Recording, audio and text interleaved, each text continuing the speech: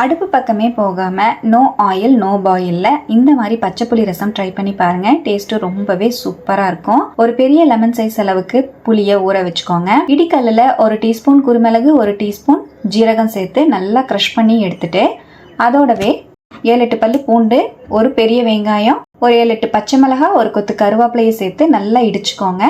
வெங்காயம் பூண்டெல்லாம் ரொம்ப மையா நசுக்கணும்னு அவசியம் கிடையாது. லைட்டா மட்டும் நசுக்கி எடுத்துட்டு வெளியே வச்சிருங்க.